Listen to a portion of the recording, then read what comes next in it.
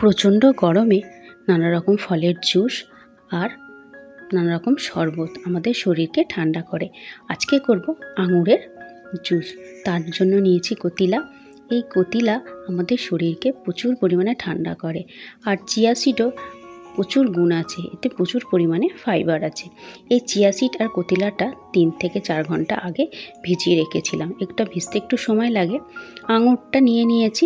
আঙুরটা খাবার সোডার জলে ভালো করে ভিজিয়ে রেখেছিলাম। কিছুক্ষণ ভিজিয়ে রাখার পর এটাকে ভালো করে ধুয়ে নিয়েছি পরিষ্কার জলে। এতে আঙুরের গায়ে যে নোংরাগুলো থাকে তাতে পরিষ্কার হয়ে যায়। একটা মিক্সি জার নিয়েছি, তার মধ্যে আঙুর আর কিছুটা জল দিয়ে দিলাম। এবার মিক্সিটা 1 থেকে 2 বার ঘুরিয়ে নেব। ঘুরিয়ে নিয়ে আঙুরের পেস্টটা বানিয়ে নেব। আর চিয়া সিডটা আর কতিলাটা যেটা নিয়েছিলাম সেটা ভালো মতো ভিজে গেছে। এবার একটা গ্লাস নিয়েছি, এই গ্লাসের মধ্যে এবার আঙুরের এই জুসটা ঢেলে দেবো।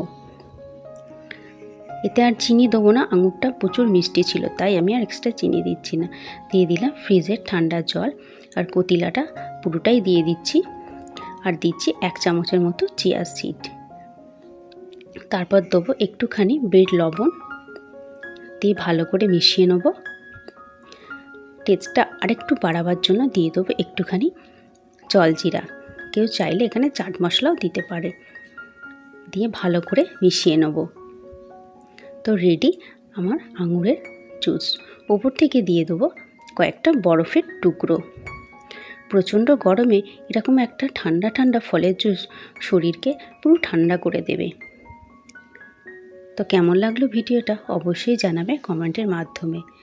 যদি ভালো লেগে থাকে তো চ্যানেলটা সাবস্ক্রাইব করে পাশে থাকবে।